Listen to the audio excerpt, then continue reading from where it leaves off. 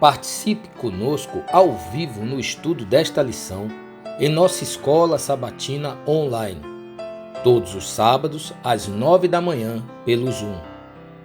No final deste vídeo, veja como participar. Você é o nosso convidado.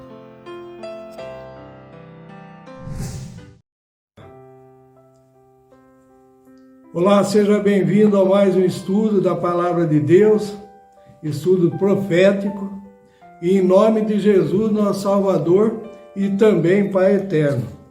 Já estamos quase no final desse estudo maravilhoso de 6 meses, sobre os 3 convites do Evangelho. Aqui já na lição 23, título, Uma cena de julgamento. E o verso áureo, e disse-lhe, amigo, como entrasse aqui, não tendo veste nupcial? E ele emudeceu. Mateus 22, 12. A maioria do mundo evangélico protestante entende que essa cena de julgamento vai ser na hora que Jesus chegar, com todos os seus anjos em glória a esse mundo. Aí vai ser um julgamento executivo. Aí então, quando ele vem, separa os bodes das ovelhas.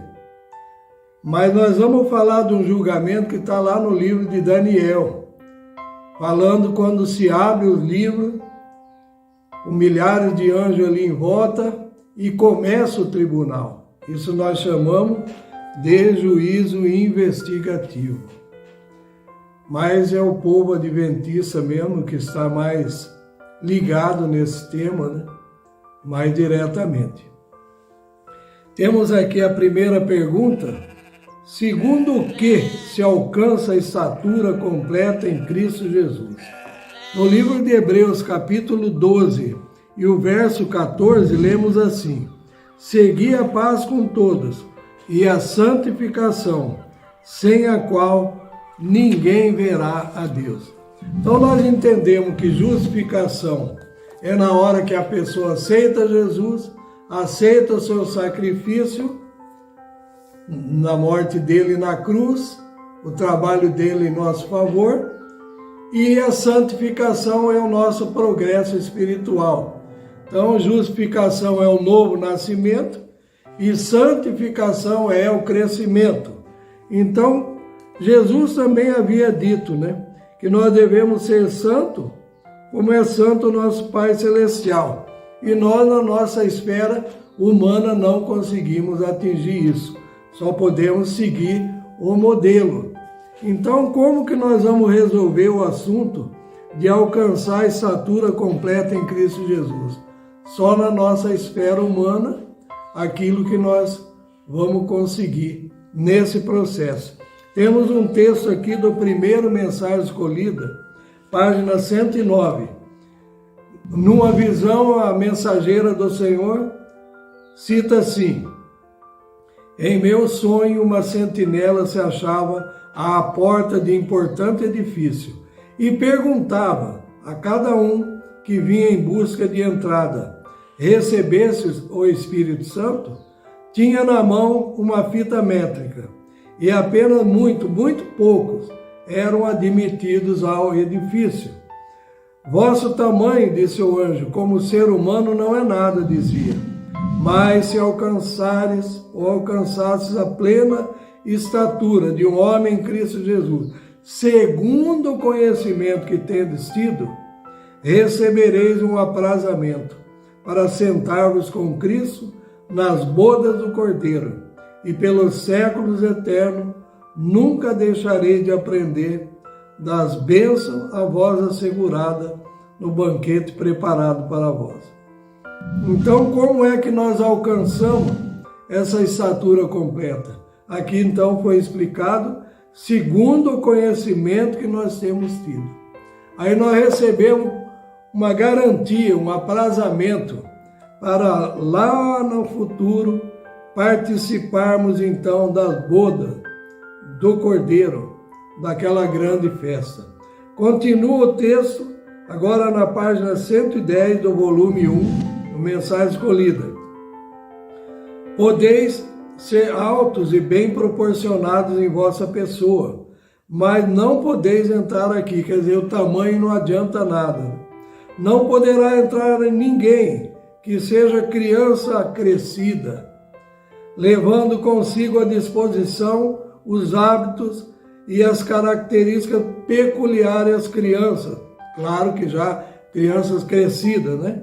Sendo tristes, suspeitas, críticas, mau humor, dignidade própria, não podeis ser admitidos, pois estragaríeis o banquete. Todos que entrem por essa porta trajam a veste de bodas, tecida no teor celestial, ou no tear celestial. Aí então diz os que se educam em apanhar os defeitos no caráter dos outros. Revela uma deformidade que torna as famílias infelizes, que desvia as almas da verdade para buscar fábula. Vosso fermento de desconfiança, vossa falta de fé, vosso poder de acusação, fecham-vos a porta de entrada daquele importante edifício, como nós lemos lá atrás.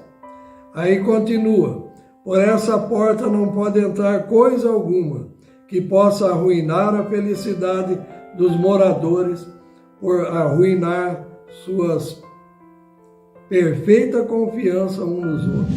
Não vos podeis unir à família feliz das cortes celestes, pois enxuguei de seus olhos toda lágrima. Não podereis nunca ver o rei em sua beleza, caso não sejais vós mesmos representante de seu caráter. Esse texto saiu na Heaven Herald de 11 de abril de 1899. Já detalhamos bem, e na segunda pergunta diz assim: como será no grande dia do juízo? Temos aqui um texto de Jó, capítulo 14, verso 4. Um texto muito usado, muito conhecido, que muitas vezes nós esquecemos. Quem do imundo tirará o puro? Ninguém. Quem é puro aqui nessa terra? Quem que nasceu sem propensão para o pecado, para o mal, como foi o caso de Jesus? Ninguém de nós. Então Jesus, ele tomou aquela natureza de Adão antes da queda, na sua inocência. Assim como Adão caiu e pecou, escolheu o mal, Jesus também poderia, mas ele não escolheu. E também, conforme eu falei agora há pouco, não tinha propensão para o mal. Ele era puro e inocente, separado dos pecadores. Então, Jó faz a pergunta, né? Quem do imundo tirará o puro? Ninguém. Aí nós temos um texto aqui do Parábola de Jesus 317 e outro da 318. Então fala assim, na parábola, ao perguntar ao rei como entrasse aqui, que foi o texto lá do verso áureo, não tendo veste nupcial, Mateus 22, 12, o homem emudeceu. Assim será no grande dia do juízo. Os homens agora podem justificar seus defeitos de caráter, mas naquele dia não apresentarão desculpa. Esse naquele dia não é somente lá na vinda em glória, mas antes, quando abre o tribunal a Jesus, quando entra no lugar santíssimo, do santo para o santíssimo, para iniciar o grande juízo de investigação, ou o grande dia da purificação. Lá no tempo de Israel durava um dia, era no dia 10 do 7º mês. Ao terminar os 2.300 anos, que começa no 457 a.C., ao Artaxerxes assinar o decreto para voltarem os judeus para Jerusalém e restaurar, o anjo disse para Daniel. Ali então começaria a contagem dos 2.300 anos. E aí então finalizou no ano de 1844 do nosso calendário. O outro texto que eu citei, parábola de Jesus 318, triste será o retrospecto naquele dia em que os homens defrontarem face a face a eternidade. Toda a vida se apresentará justamente como foi. Os prazeres, riquezas e honras do mundo não parecerão tão importantes. Os homens hão de ver que somente a justiça que desprezaram é de valor. Verão que formaram o caráter sob a sedução enganadora de Satanás. As vestes que escolheram são o estigma de sua aliança ao primeiro grande apóstolo. Então, hão de ver a consequência de sua escolha. Terão conhecimento do que significa transgredir os mandamentos de Deus. Então, nós entendemos aqui, quando o rei entra para ver os convidados e um não está com as vestes nupciais, aquela veste de justiça que Jesus nos oferece, isso não é uma veste, né? A Bíblia fala que é tecida no tear celestial, mas não é assim um tear para fabricar tecido, né? Mas é pelo sangue de Cristo, a morte dele e a ressurreição, é que nós somos lavados e recebemos vestiduras brancas, ou seja, um caráter puro, perdoado do nosso pecado. Então, quando ele entra para ver os convidados, nesse juízo, vai então se destacar quem são os fiéis e quem não são. Na terceira pergunta, lemos assim: haverá oportunidade futura para se preparar para a eternidade? O texto que nós vamos ler agora é do Parábola de Jesus 319. Depois nós vamos explicar por que o motivo dessa pergunta. Não haverá, diz o texto, oportunidade futura em que os homens se poderão preparar para a eternidade. Nessa vida é que devemos trajar as vestes de justiça de Cristo. Essa é a nossa única oportunidade de formar caráter para o lar que Cristo preparou para os que obedecem aos seus mandamentos. Rapidamente, os dias de graça estão terminando. O fim está próximo. É-nos feito a advertência: olhai por vós, para que não aconteça que o vosso coração se carreguem de glutonaria, de embriaguez e dos cuidados da vida, e venha sobre vós de improviso aquele dia. Lucas 21, 34. Vigiai para que não vos encontre desapercebido. Acautelai-vos para que não sejais achados na ceia do rei sem vestes nupciais, porque o Filho do Homem há de vir a hora que não penseis. Mateus 24, 44. Bem-aventurado aquele que vigia e guarda as suas vestes, para que não ande nu e não se vejam as suas vergonhas.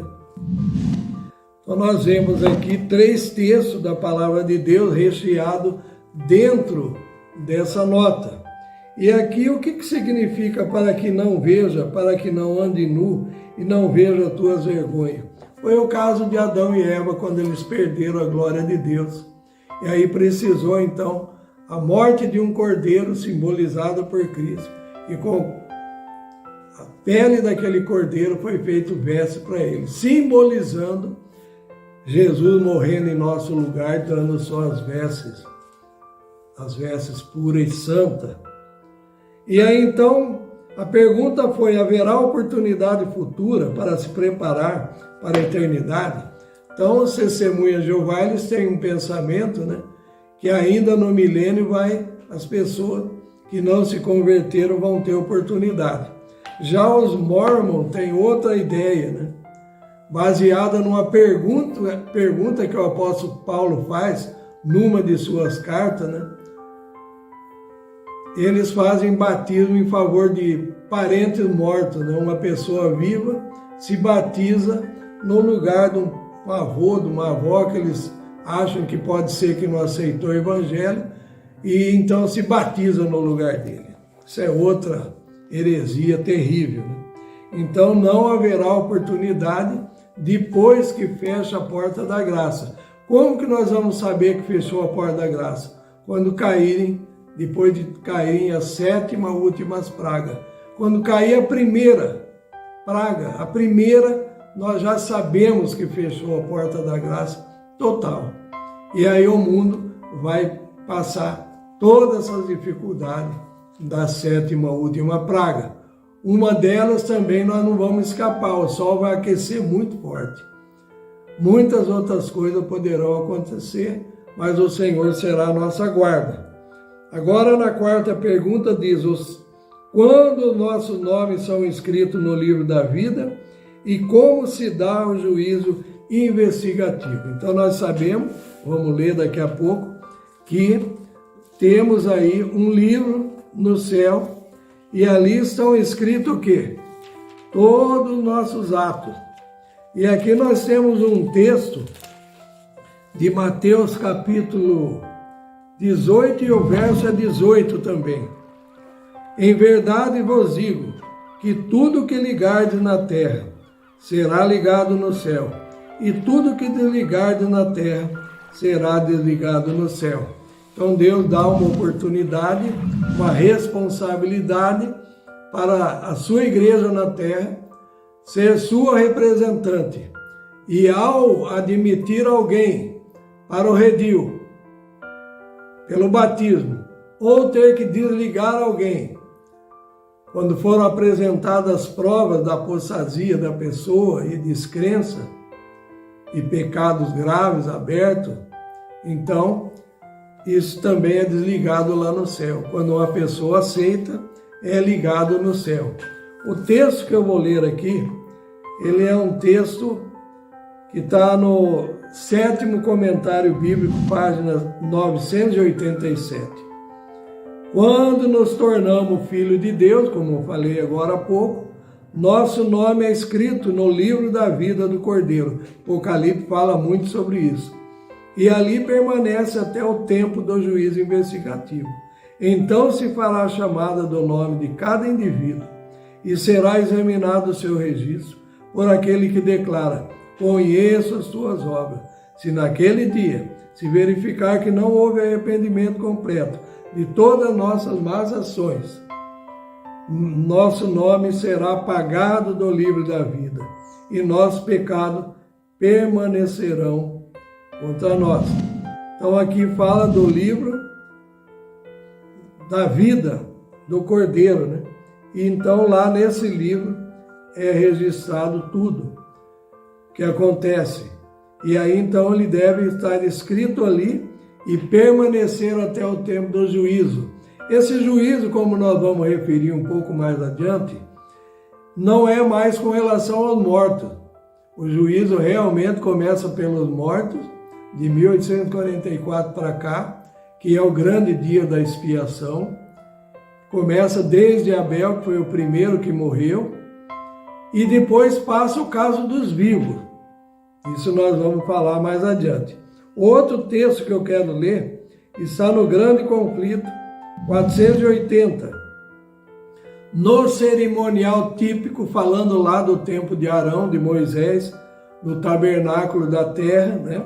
Somente os que tinham vindo perante Deus, com confissão e arrependimento, e cujos pecados, por meio do sangue da oferta para o pecado, eram transferidos para o santuário, é que tinham parte na cerimônia do dia da expiação. Assim, no grande dia da expiação final e do juízo investigativo, os únicos casos a serem considerados são os do povo professo de Deus.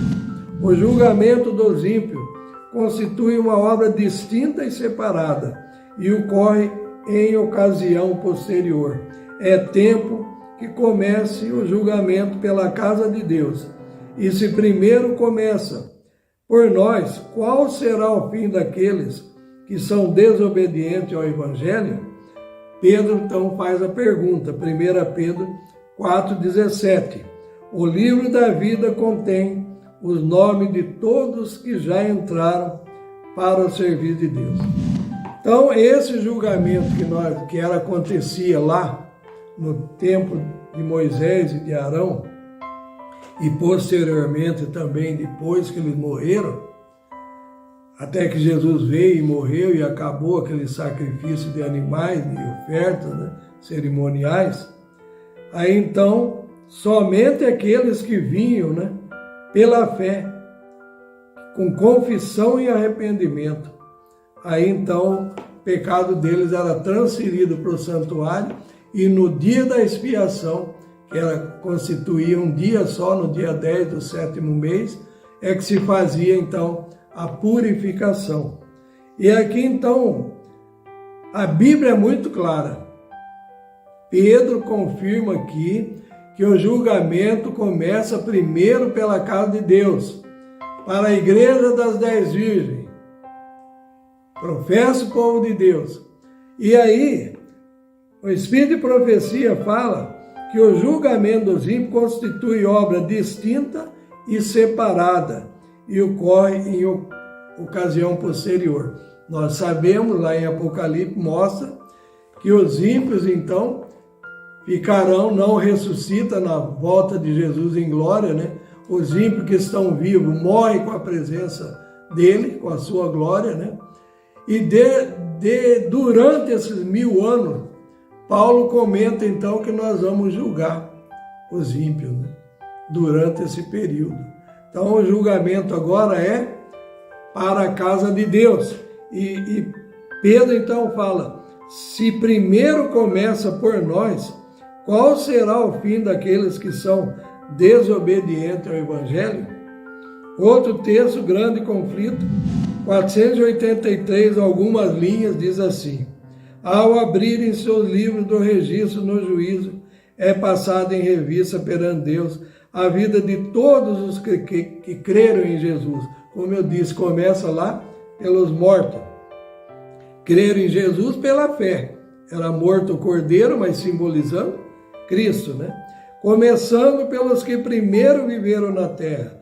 Nosso advogado apresenta os casos de cada geração sucessiva, finalizando então com os vivos. Todo nome é mencionado, cada caso minuciosamente investigado. Aceitam-se nome e rejeitam-se nome. Então, como é isso daí? É na hora que abrem seu livro, que se refere ali em Daniel, e começa o tribunal. Então aí, nesse caso, as virgens loucas, então, ficam de fora. Aqui fala, aceitam-se nome, rejeitam-se nome. Não vamos esquecer que para nós que conhecemos essas mensagens, quando chegar o decreto dominical, já passou o selamento para os que conhecem. Lá o texto fala, falando da sacudidura, né? O povo de Deus selado, preparado, aí então virá a sacudidura. Então, o decreto dominical, antes o povo de Deus, uma parte dele já está selado. Aí a mensagem, a obra, conforme nós vamos estudar nas lições posteriores, continua ali no terceiro convite, ao de outras igrejas, para preencher o número. Na quinta pergunta, o que significa ser tomado e ser deixado? No livro de Êxodo, capítulo 32 e o verso 33, lemos assim o que Moisés escreveu para nós. Capítulo 32 e o verso 33. Lemos assim: agora, pois, perdoa o meu pecado, se não, risca-me, peço-te, do teu livro que tens escrito. Então, Moisés já sabia desse livro, né? Às vezes uma pessoa lê a Bíblia, lê passando assim rapidamente, para dizer, bom, consegui ler a Bíblia toda, né? Aí você volta a ler de novo, você vai perceber que alguma coisa ficou para trás. Então aqui é maravilhoso o texto confirmando, né? O texto anterior falava, né? Assim tomou tornou o Senhor Moisés ao Senhor e disse: ora, esse povo pecou grandemente, fazendo para si deuses. Agora, pois, perdoa o seu pecado. Se não, risca-me, peço-te, do teu livro que tens escrito. Então é Moisés agora intercedendo pelo povo. Eu sei que eles pecaram. Perdoa eles, senão põe eu junto com eles, né? Risca-me do teu livro, né, que tens escrito. O outro texto nós lemos aqui no livro de Mateus, capítulo 24, e o verso 40 e 42. Veja bem o que fala a palavra de Deus para nós. Mateus 24, 40 e 42. Então, estando dois no campo, será levado um e deixado o outro. Estando duas moendo no moinho, será levada uma e deixada a outra. Vigiai, pois, porque não sabeis a que hora há de vir o vosso Senhor. Todo o movimento cristão que conhece a Bíblia, ou não conhece, mas sabe ou pensa que esse texto está se referindo à vinda em glória. Vamos ler aqui então um texto do livro Testemunho para Ministro, página 234, onde lemos assim: o tempo do juízo é um período bem solene, em que o Senhor recolhe os seus dentre o joio. Os que têm sido membros da mesma família são separados. Sobre o justo é colocado um sinal. Eles serão meus, diz o Senhor dos Exércitos. Naquele dia que farei, serão para mim particular tesouro. Poupa-los-eis como um homem poupa a seu filho que o serve. Malaquias 3,17. Os que foram obedientes aos mandamentos de Deus unir-se-ão com o grupo de santos na luz, entrarão na cidade pelas portas e terão direito à árvore da vida. Esses serão tomados, seu nome permanecerá no livro da vida, ao passo que os que com ele se associam terão a marca da eterna separação de Deus.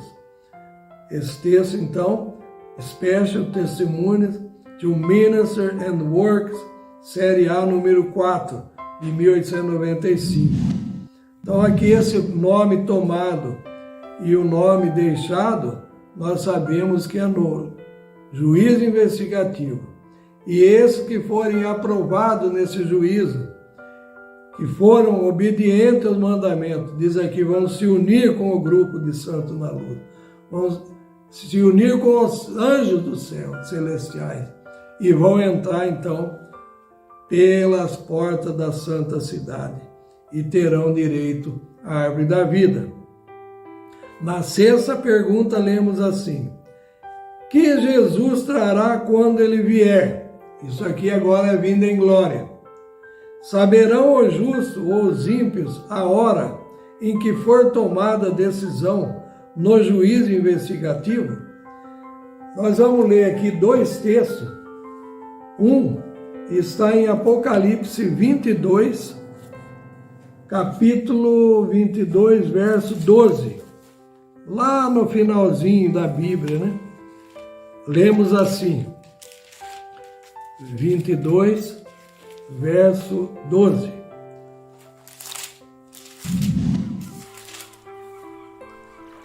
Eis que cedo venho, e o meu galardão está comigo, para dar a cada um segundo a sua obra. Então, o que Jesus trará quando ele vier? O galardão. Ele não vem mais para julgar o seu povo, mas vem para entregar o galardão. E, voltando em Mateus 24, capítulo 24, verso 45 a 51, lemos assim: Quem é, pois, o servo fiel e prudente, que o Senhor constitui sobre a sua casa, para dar o sustento ao seu tempo, ou seja, dar a mensagem, a palavra de Deus? Bem-aventurado aquele servo que o Senhor, quando vier, achar servindo assim. Em verdade vos digo que o porá sobre todo o seu tempo. Porém, se aquele mau servo disser consigo, meu Senhor tarde virá, e começar a espancar os seus conservos, e a comer e a beber com os temulentos, virá o Senhor daquele servo num dia e que não espera, e a hora que ele não sabe, e separá-lo-á e destinará a sua parte com os hipócritas. Ali haverá pranto e ranger de dentro. Esse pranto e ranger de dentro nós entendemos depois do milênio, quando Jesus desce à terra, né? Primeiro ele põe os pés sobre o Monte das Oliveiras, o Monte das Oliveiras se fende ao meio, né? E aí desce a santa cidade, o salvo vem junto também com Jesus. E aí os ímpios, então, fala em Apocalipse, vão ressuscitar. Satanás aglomera ali um grande contingente, um grande exército para atacar a cidade. E eles, então, vão ser destruídos. Antes eles ouvirão um grande sermão de Jesus, do que eles perderam, e haverá um choro, um lamento muito grande. Aqui fala, haverá pranto e ranger de dentro. Mas aqui fala que aquele, o ímpio, o homem que, o servo que dizia, meu Senhor tarde virá e não se preparou, ele então será deixado de lado. Quero ir mais adiante, no Grande Conflito, página 491. Aqui fala, saberão os justos ou os ímpios a hora em que for tomada a decisão no juízo investigativo. Aqui então fala que os justos e os ímpios estarão ainda a viver sobre a terra, em seu estado mortal. Estarão os homens a plantar e a construir, comendo e bebendo, todos inconscientes de que a decisão final, irrevogável, foi pronunciada no santuário celestial. Antes do dilúvio, depois que Noé entrou na arca, Deus o encerrou ali e excluiu os ímpios. Mas durante 7 dias, o povo, não sabendo de seu destino, seu destino se achava determinado, continuou em sua vida de descuido, de amor aos prazeres, zombando das advertências sobre o juízo iminente. Assim, diz o Salvador, será também a vinda do Filho do Homem. Mateus 24, 39. Silenciosamente, desapercebida, como ladrão à meia-noite, virá a hora decisiva, que determina o destino de cada homem, sendo retraída para sempre a oferta de misericórdia ao homem culpado. Então aqui, Grande Conflito, 491, mostra que os ímpios e os justos não sabem que seu nome já passaram no céu, o que aconteceu de fato, né? Nós vamos ver ali, na angústia de Jacó, já lá nas pragas, né? O povo de Deus vai realmente entrar em angústia porque tem dúvida, será que aquele meu pecado foi perdoado? Será que eu fui aprovado? Aqui então fala que os ímpios e os justos estarão ainda a viver na terra. E o juízo já passou lá dos vivos. E aí então fala que estarão aí os homens fazendo o quê? Plantando, construindo, comendo, bebendo, inconsciente da decisão final irrevogável. E aí então, isso é quando termina finalmente ali o juízo investigativo. E aí então compara com o tempo de Noé, né? Noé deu advertência por 120 anos, nem aqueles que construíram a arca, que ajudaram na produção dela, né? Entraram na mesma, só a família de Noé, mas não choveu. Noé havia dito que havia de chover, água do céu, né? Porque até ali subia só uma neblina da terra, né? e molhava e umedecia tudo, e agora chover era uma loucura, né? Mesmo os religionistas da época, né, enganaram o povo. E aí então fala que a arca ficou ali e durante 7 dias não choveu, mas a porta já estava fechada. E aí entra, a família já estava lá dentro, os animais também, e na hora que começa a chuva eles vêm e batem na porta. Noé abre-nos, mas foram os anjos que fecharam e ficaram vigiando ali. E o mundo antediluviano pereceu. Outro texto, primeiro mensagem escolhida, página 125. É preciso não ficarmos por mais tempo no terreno encantado. Aproximamo-nos rapidamente do fim do nosso tempo de graça. Indague cada alma: como estou eu perante Deus? Não sabemos quão breve nosso nome pode ser tomado no lábio de Cristo, e nosso caso ser finalmente decidido. Quais serão essas decisões? Seremos nós contados entre os justos ou numerados entre os ímpios? Texto da Heaven Herald, 22 de março de 1887. Eu confesso uma coisa. Várias vezes, quando eu estava em outras igrejas, ainda jovem, né, procurando buscar, estar sempre ligado com Deus, procurando me consagrar, eu li o grande conflito e não percebia essas coisas. Aqui fala que essa vinda será uma vinda, assim será também a vinda do Filho do Homem, no verso que nota que nós lemos anterior do grande conflito, fala que será silenciosamente, despercebida como ladrão à meia-noite. Virá a hora decisiva que determina o destino de cada homem, sendo retraída para sempre a oferta de misericórdia ao homem culpado. Então eu confesso que quando eu lia Mateus 25, verso 13, por exemplo, vigiai, porque eu não sabeis o dia nem a hora, eu aprendi e pregava que era vinda em glória. E agora os textos estão mostrando para nós aqui que é uma vinda silenciosa, como ladrão à meia-noite ao nosso caso. Aí que foi que em 1976, não é profecia para 1976, só um fato histórico, né? Que nessa data, vários irmãos preocupados com o tema da parábola das 10 virgens,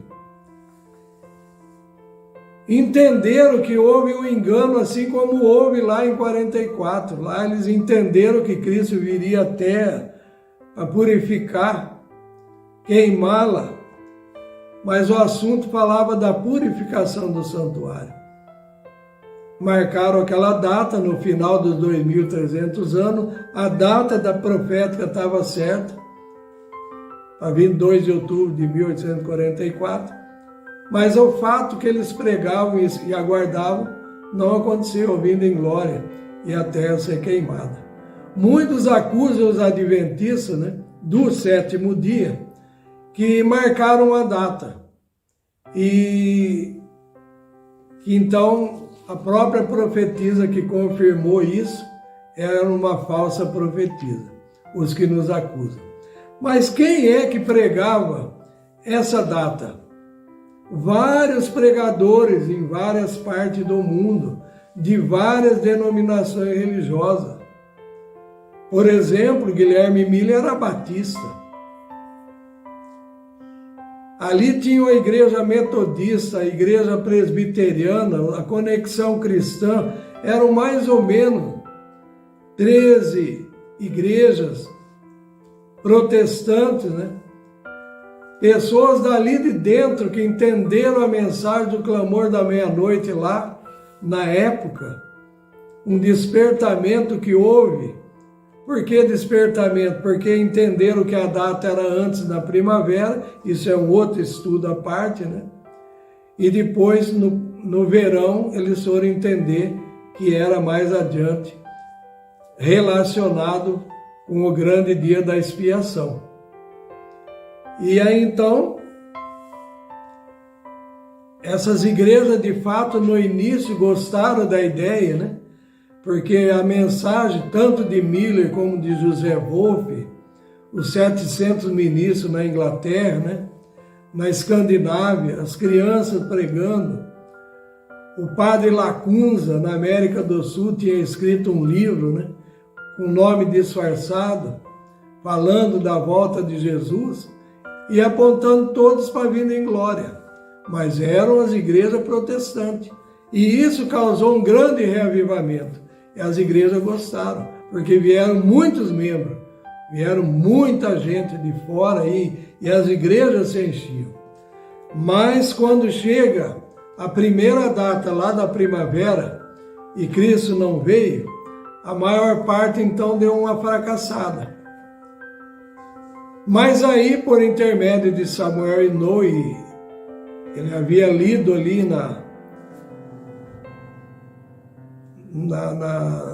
os articulistas, né, de jornais que tinham estudado as enciclopédias da época, entenderam que o decreto de Artaxerxes tinha sido mais no fim do ano, né? E aí então foi refeito o cálculo. E aí quando ele vai numa reunião, ele pega um trem, né, para chegar numa reunião campal, aí ele desce do trem, aluga um cavalo e chega lá, num dia muito quente, né? E aí ele amarra o cavalo ali, entra na tenda, senta do lado de uma mulher, começa a conversar com ela, e eu ficava pensando como que um estranho entra e fica conversando com uma mulher, né? Aí vamos ver a história, ela é irmã dele, né? A senhora de João Cuxi. E ele então fala para ela, olha, agora eu entendi a nova data, né? E aí então ela levanta, enquanto o irmão José Bates está ali, naquela batida, tentando explicar por que Cristo não veio na primavera, ela levanta e fala, irmão Bates, é demasiado tarde para nós ficarmos batendo nessa mesma tecla, ficarmos nessa mesma batida, né?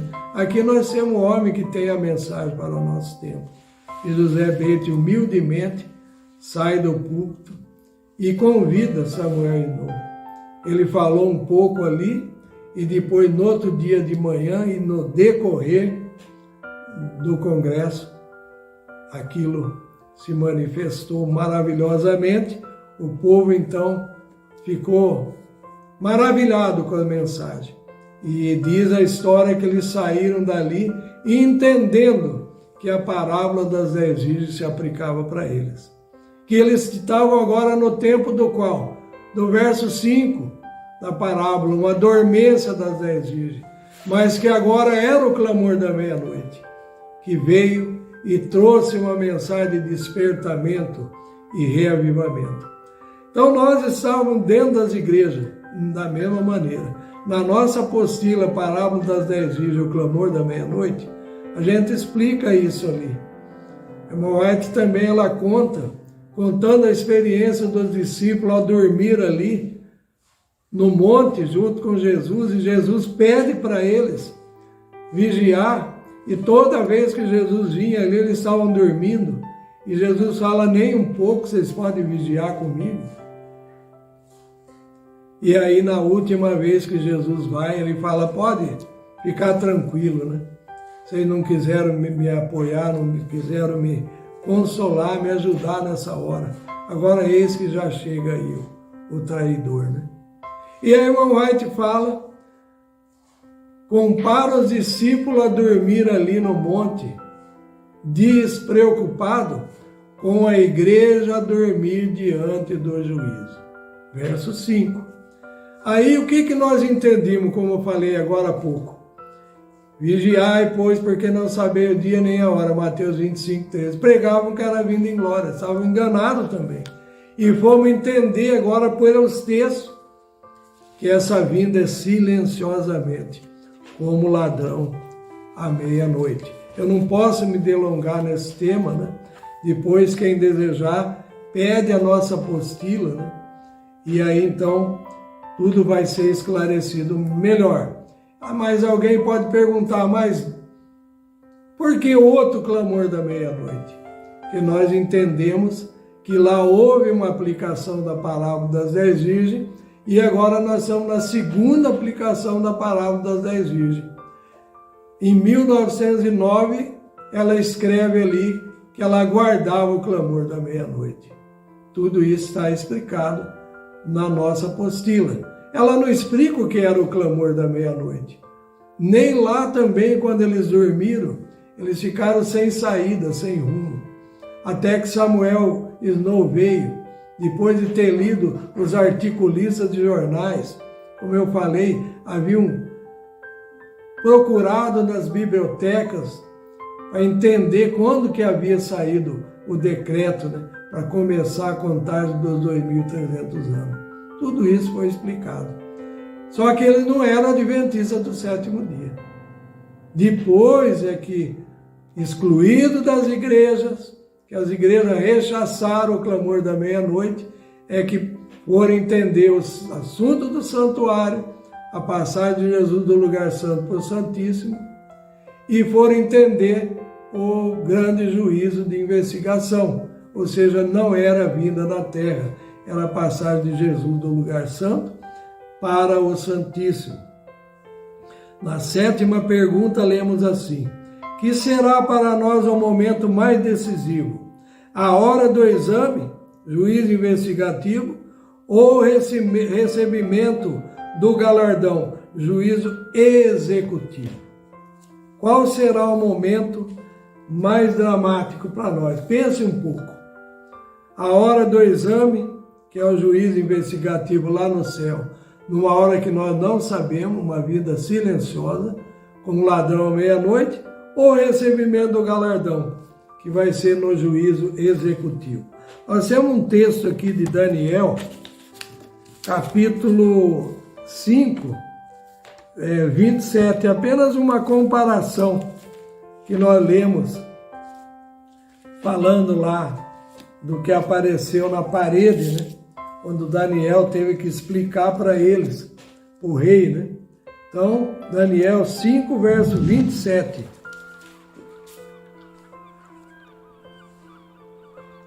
Tekel significa: pesado fosse na balança e fosse achado em falta.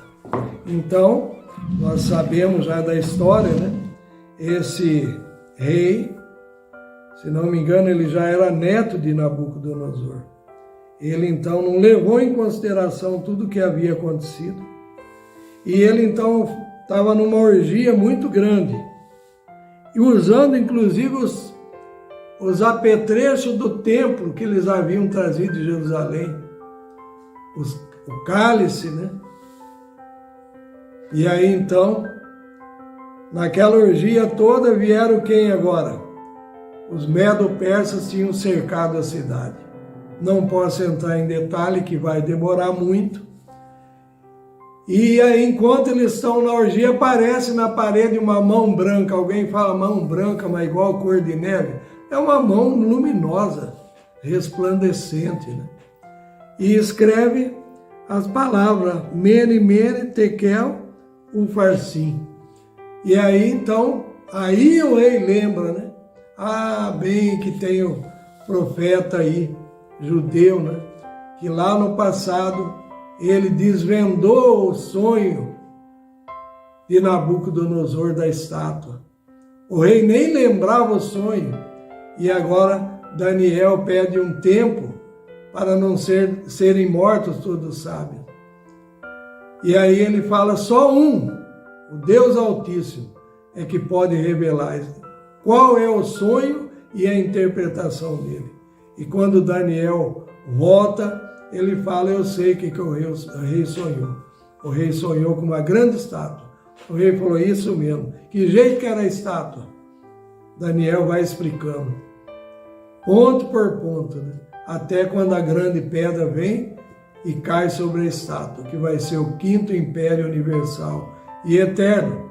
Aí então, agora esse novo rei lembra que Daniel desvendou aquilo ali e chama ele, e Daniel dá a sentença, né? Pesado fosse na balança e fosse achado em falta. Queira Deus que isso não aconteça em nossas vidas, no grande juízo de investigação. Mas nós vamos ler ainda mais um texto da palavra de Deus, que está no livro ainda de Mateus 25, verso 31 a 33.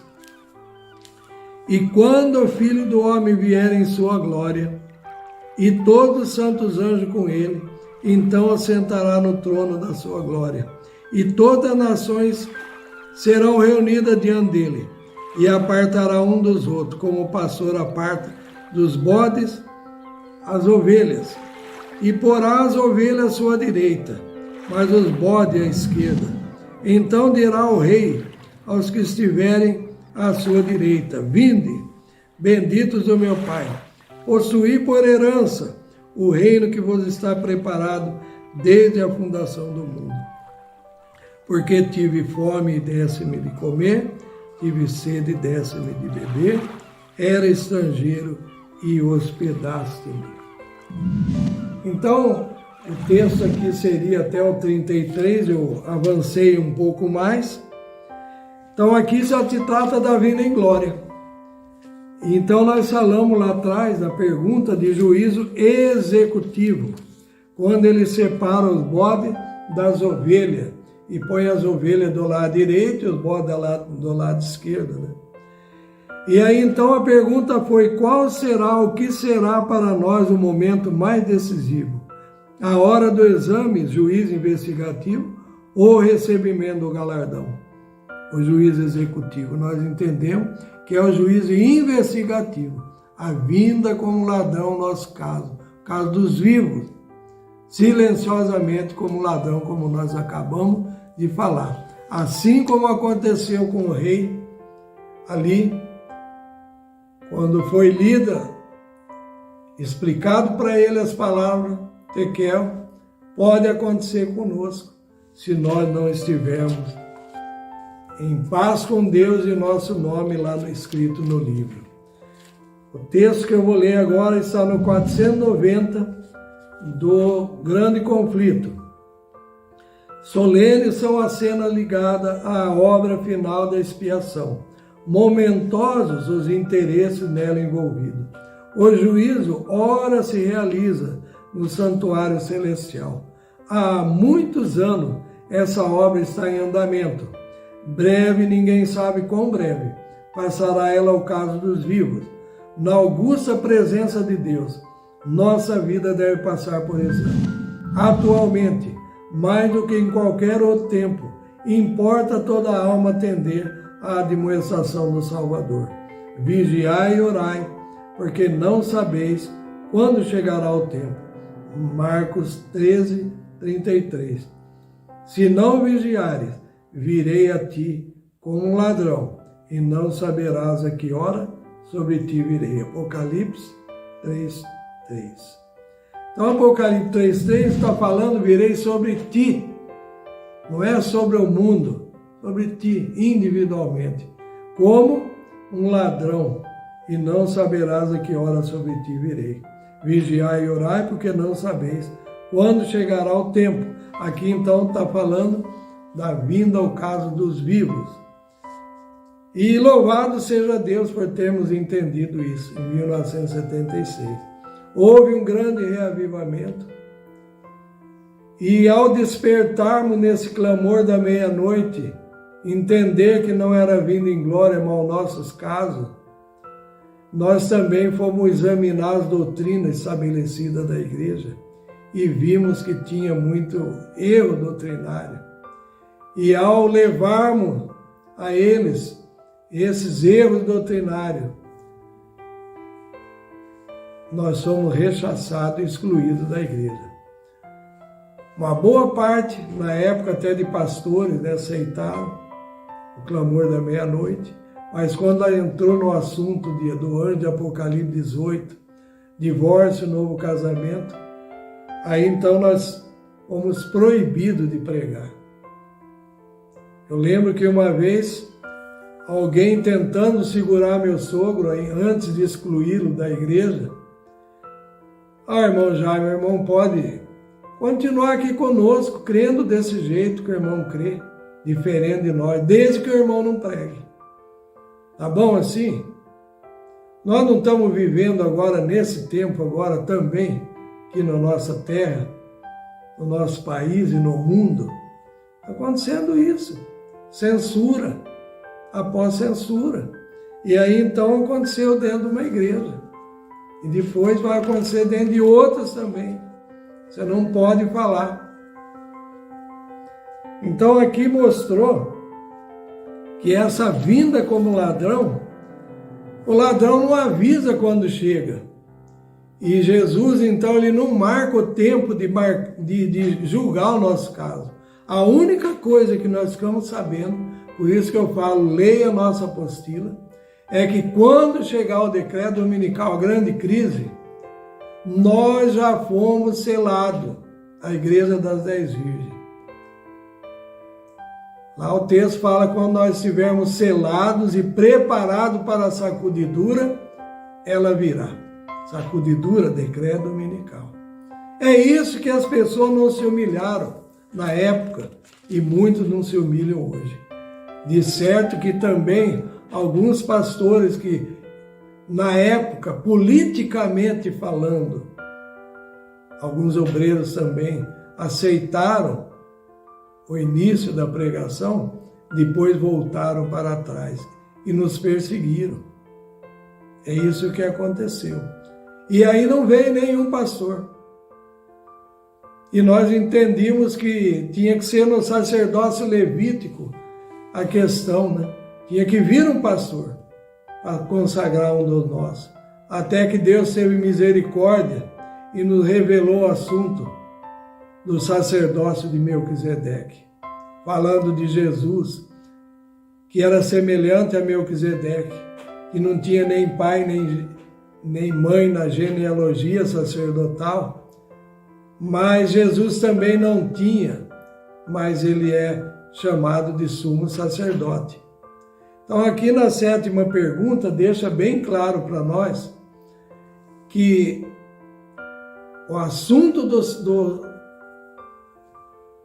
sacerdote de Melquisedeque é maravilhoso. Jesus era da tribo de Judá, de onde não tinha sacerdócio.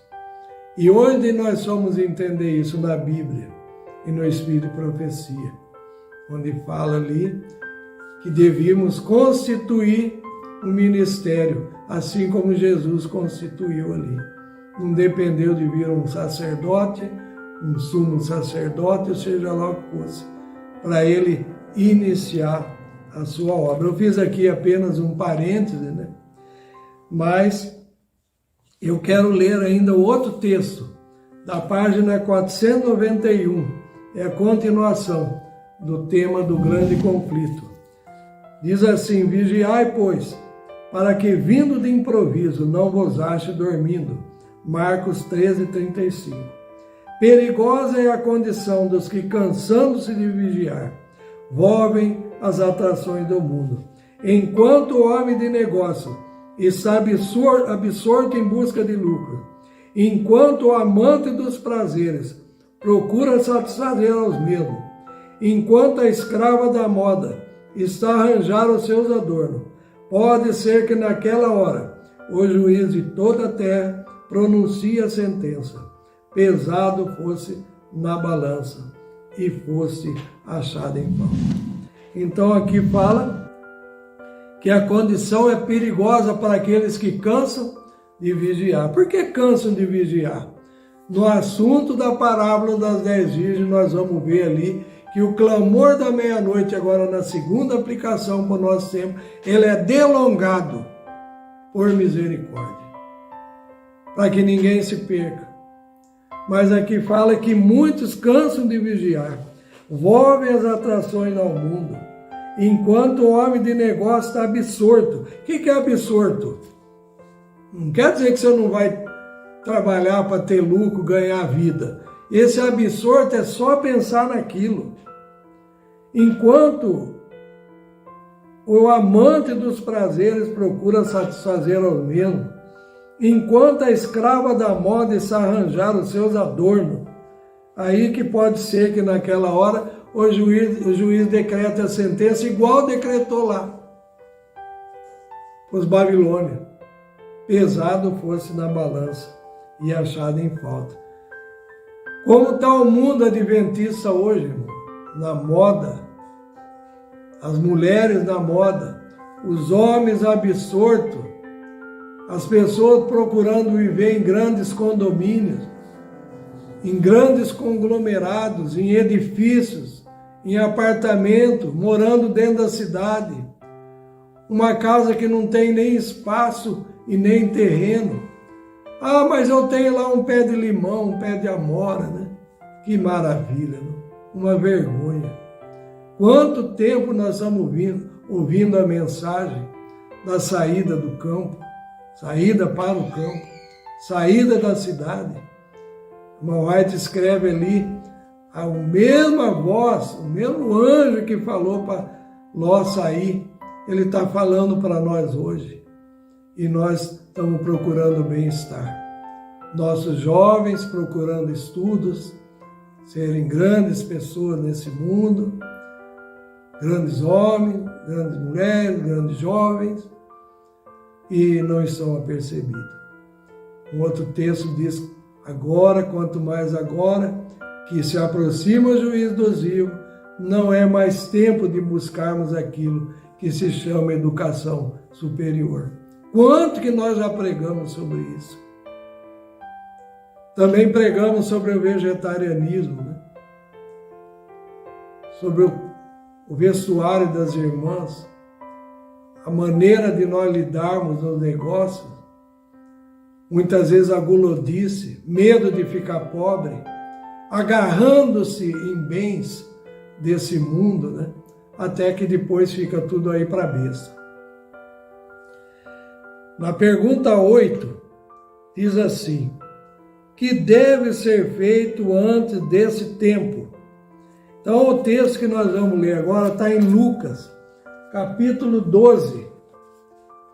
Evangelho de Lucas, capítulo 12, e o verso 35 a 37. 12, 35 a 37.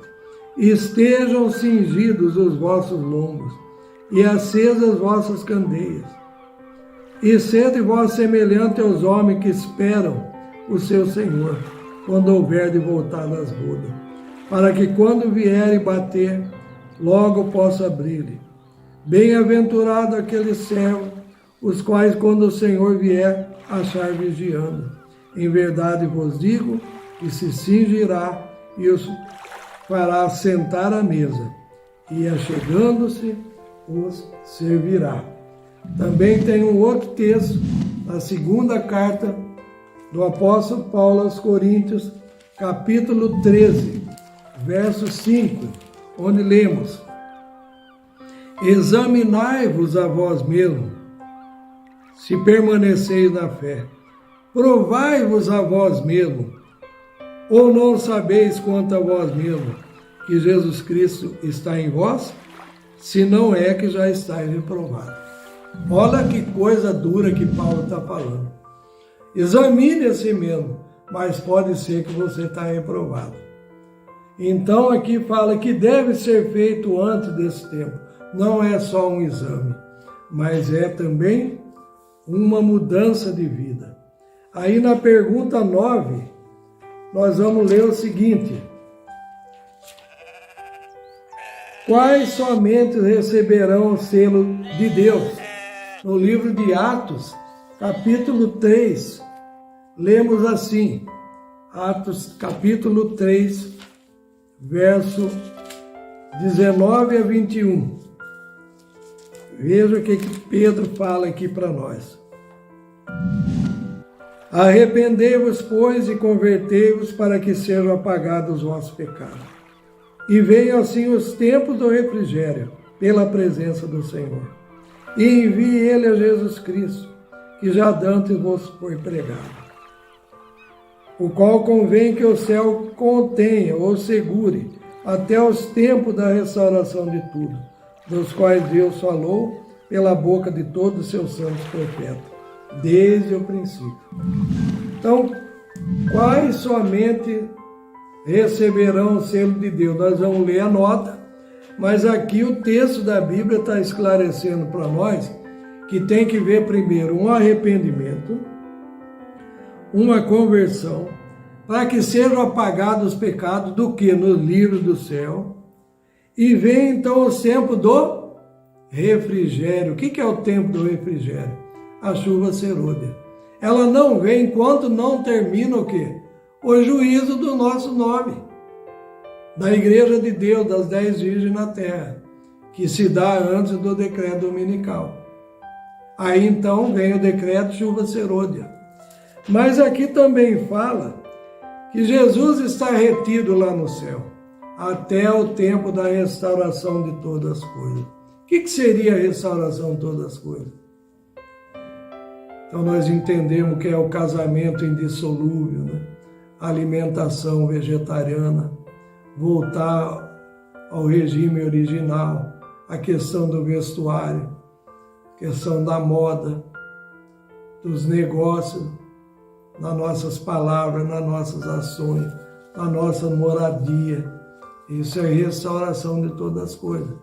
Eu não vou enumerar tudo agora, né? Tem tanta coisa que precisa ainda ser restaurada, mas uma parte nós já fizemos.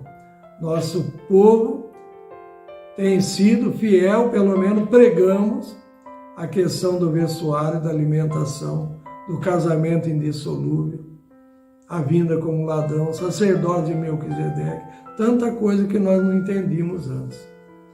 Aqui então nós vamos avançar um pouco mais e ler uma nota que está no 5º Testemunho para a Igreja 214 e também está no 2º Testemunho Seleto, páginas 68 e 69.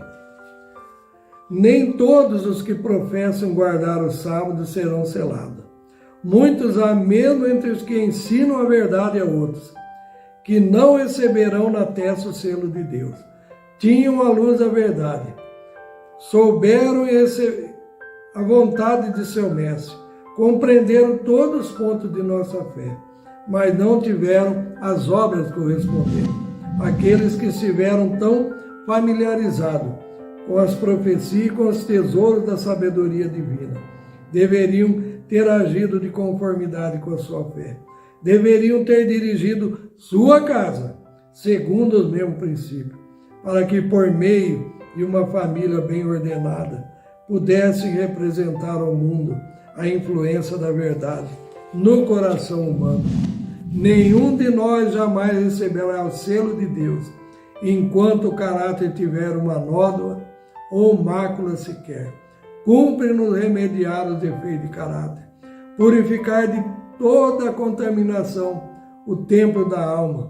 Então a chuva serôdia cairá sobre nós, como caiu a temporã sobre o discípulo no dia de Pentecostes. Isso foi escrito em 1882. A pergunta 10 lemos assim: que virá o povo de Deus depois da vinda como ladrão e o decreto dominical? Os irmãos lembram que está em Amós 9:9? Certamente, vamos ler aqui, 9:9 de Amós. Porque eis que eu darei ordem e sacudirei a casa de Israel entre todas as nações, assim como se sacode grão no crivo, sem que caia na terra um só grão. Amós 3:12 fala que certamente Deus não fará nada sem primeiro revelar, e aqui fala então que vai haver uma sacudidura. Então a pergunta foi: o que virá ao povo de Deus depois da vinda como ladrão no juízo investigativo no céu e o decreto dominical? Quando for invalidada a lei de Deus, então isso no decreto dominical, e a igreja for joeirada pelas ardentes provações que sobrevirão a todos que vivem sobre a terra, uma grande proporção dos que parecem genuínos darão ouvido a espíritos enganadores e tornar-se-ão traidores, traindo o depósito sagrado. demonstrar-se-ão os nossos piores perseguidores. Dentre vós mesmos se levantarão homens falando coisas pervertidas, para arrastar os discípulos atrás deles. Atos 20, verso 30. E muitos darão ouvido a espíritos enganadores. Os que apostatarem em tempo de provação darão falso testemunho e trairão seus irmãos para garantir sua própria segurança. Contarão onde estão escondidos seus irmãos, pondo os lobos ao seu encalço. Cristo advertiu-nos a esse respeito, para que não fiquemos surpresos com o cruel procedimento desumano, seguido por amigos e parentes.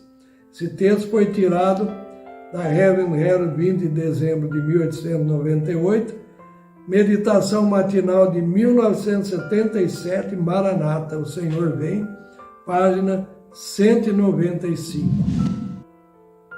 Pergunta 11, já quase finalizando, que cenas se repetirão? Então, 2 Timóteo 3,12, o que nos fala? Ali nos fala todos os que quiserem viver piedosamente em Cristo Jesus sofrerão perseguição. É esse o texto? Vamos ver. Então aqui, segunda carta de Timóteo, capítulo 3, verso 12. E também todos que piamente querem viver em Cristo Jesus padecerão perseguições. O texto ainda da Maranata, de 1977, página 197. Os dois exércitos permanecerão distintos e separados. E essa distinção será tão acentuada que muitos que se convencerem da verdade se colocarão ao lado do povo de Deus, que observa os mandamentos. Quando essa grandiosa obra ocorrer na batalha, antes do conflito final, muitos serão presos. Muitos fugirão das cidades e vilas para salvar a própria vida.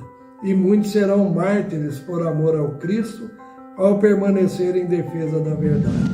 Cristo restaurará a vida que foi arrebatada, pois é o doador da vida. Ele adornará o justo com a vida imortais. Então nós vimos ali atrás na pergunta 10, né? Depois do decreto dominical, acontece então a perseguição, a sacudidura, né? Onde aqueles que aparentemente eram cristãos religiosos, no caso as virgens loucas, né? Eles vão o quê? Nos entregar, vão nos trair. Aí fala até de parentes e amigos, né? Isso é muito sério e aqui fala que ele está nos avisando, adiantadamente, né? E eles então vão até falar onde nós estamos escondidos. Mas como fica aqui falando que muitos terão que fugir das cidades e vilas? Não vamos esquecer que o selamento continua, a mensagem continua, depois do decreto, chamando os fiéis das igrejas caídas, e muitos deles estarão nas cidades e vilas, e terão que fugir também.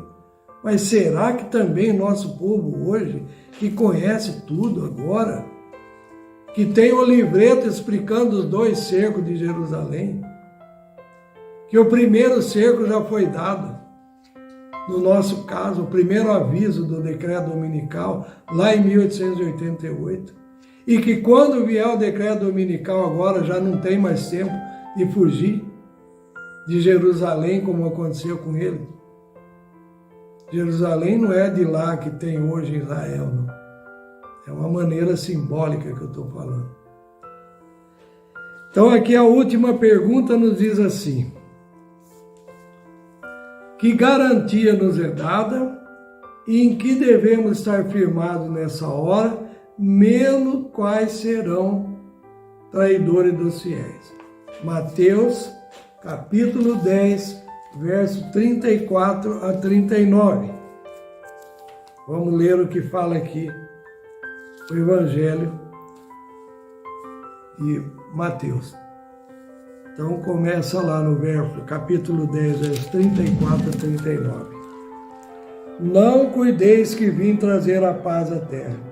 Não vim trazer paz, mas espada. Porque eu vim pôr em dissensão o homem contra seu pai, a filha contra sua mãe, a nora contra sua sogra. E assim os inimigos do homem serão os seus familiares. Em outra tradução diz os da sua própria casa. Quem ama o pai ou a mãe mais do que a mim não é digno de mim. E quem ama o filho ou a filha mais do que a mim não é digno de mim. E quem não toma sua cruz e não segue após mim não é digno de mim. Quem achar a sua vida, perdê-la-á. E a quem perder a sua vida por amor de mim, acha-la. Então agora eu quero ler a nota final. Espero que tenham sido bem advertido, aconselhado, desperto e abençoados também com o que nós estamos estudando nessa hora. Aqui então o texto ainda da Maranata, meditação matinal de 1977, na página 195. Os seguidores de Cristo devem esperar enfrentar zombaria. Eles serão injuriados, suas palavras e sua fé serão deturpadas. A indiferença e o desprezo poderão ser mais difíceis de suportar do que o martírio. Os pais volver-se-ão asperamente contra seus filhos, que aceitarem a verdade impopular.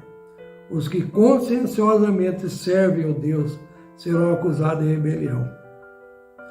Propriedade que haviam sido legada aos filhos ou outros parentes que creem na verdade presente serão entregues a outras mãos.